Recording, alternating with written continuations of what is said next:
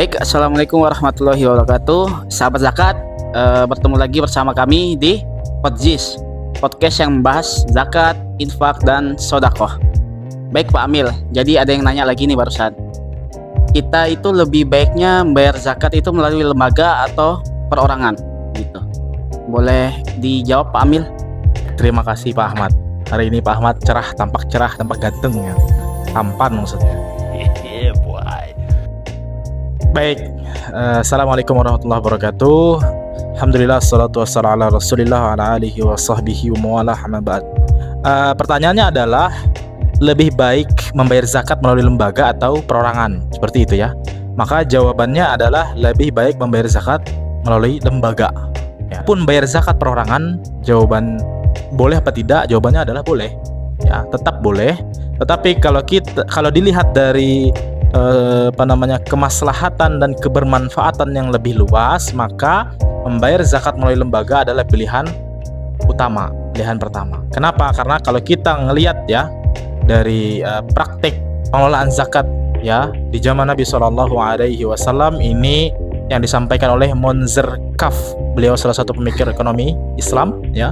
Beliau juga pernah meneliti konsepsi zakat di zaman Nabi SAW. Maka didapati bahwasanya ya Nabi itu pernah mengutus 25 orang untuk menjadi amil zakat ya. Salah satunya adalah Mu'adz bin Jabal yang pernah Nabi SAW utus ke negeri Yaman. Di antaranya adalah untuk menyampaikan risalah zakat setelah beliau menyampaikan tentang tauhid. Seperti itu. Artinya praktik pengelolaan zakat di zaman Nabi itu melalui Baitul Mal, atau memang ada pengelola khusus. Kalau kita bicara di surah At-Taubah ayat 60 itu kan diantaranya adalah amil zakat ya gitu. Innamas shadaqatu lil fuqara wal masakin wal amilin.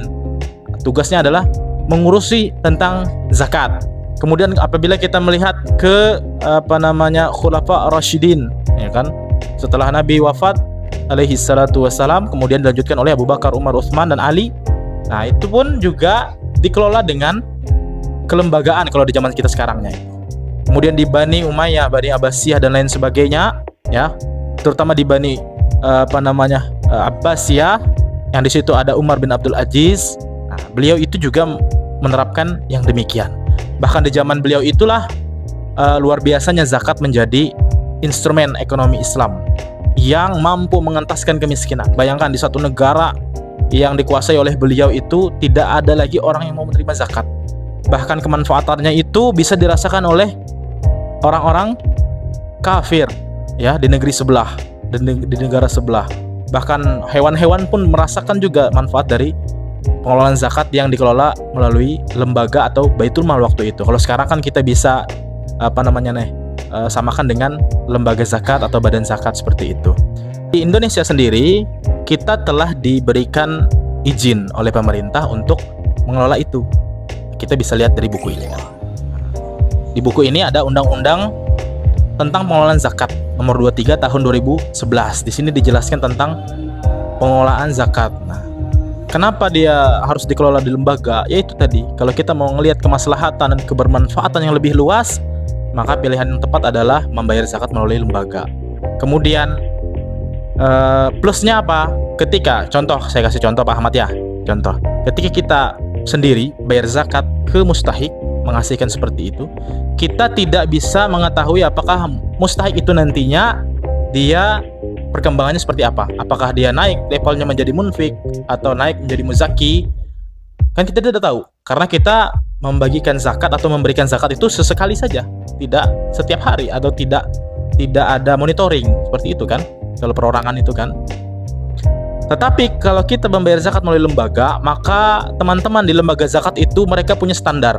Bahkan lembaga zakat yang memang sudah resmi itu mereka punya perencanaan kerja. Jadi bukan seperti panitia amil zakat yang ada di masjid-masjid. Mohon maaf sebelumnya, maksud saya yang setiap bulan Ramadan. Tetapi lembaga zakat atau badan zakat atau mitra pengelola zakat atau unit layanan zakat itu mereka aktif sepanjang tahun. Artinya mereka juga mempunyai rencana kerja selama 1 tahun, selama 5 tahun itu punya rencana kerja. Artinya zakat para donatur itu memang dikelola dengan serius. Untuk apa? Salah satunya untuk mengentaskan kemiskinan seperti itu. Nah, bayar zakat ya melalui lembaga itu, maka nanti para donatur juga akan mendapatkan laporan pertanggungjawaban, ya kan begitu.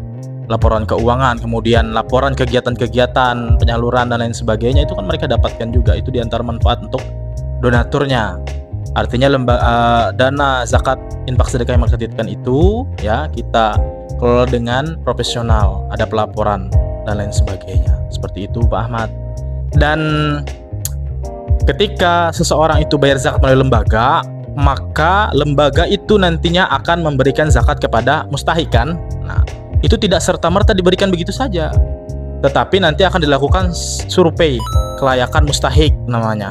Jadi ada urutan-urutannya, mereka harus mengisi formulir itu, dan setelah diisi formulirnya, kemudian tim surveinya balik ke kantor, mereka nanti akan merumuskan lagi itu Pak Ahmad, apakah mustahik ini dia mendapatkan bantuan charity, ya kan, konsumtif atau produktif, pemberdayaan atau cuman konsumtif doang. Seperti itu. Artinya di lembaga zakat sendiri itu mereka juga punya perumusan masalah, ya kan. Kalau kita bayar zakat sendiri itu kita tidak bisa. Ya, ini bagusnya, baiknya apa? Produktif, pemberdayaan atau apa? Dan pemberdayaan pun dia tidak bisa juga. Pemberdayaan apa ini kan? Kalau di lembaga itu kan memang profesional. Pemberdayaan, program-programnya ada, pemberdayaannya ada, kan seperti itu. Itulah Pak Ahmad. Di antaranya apabila kita bayar zakat melalui lembaga seperti itu. Artinya problem yang ada di tengah-tengah umat itu bisa insya Allah diselesaikan melalui lembaga zakat. Tetapi sekali lagi lembaga zakat tidak bisa berdiri sendiri. Maksudnya tidak bisa jalan sendiri, harus ada dukungan dari para donatur, para stakeholder dan lain sebagainya. Itu sangat penting.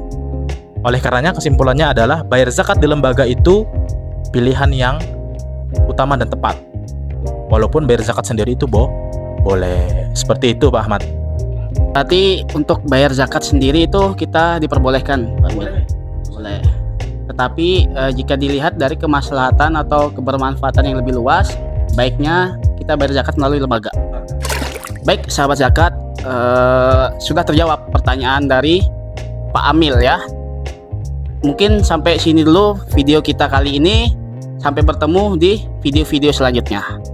Zakat tumbuh menumbuhkan. Wassalamualaikum warahmatullahi wabarakatuh.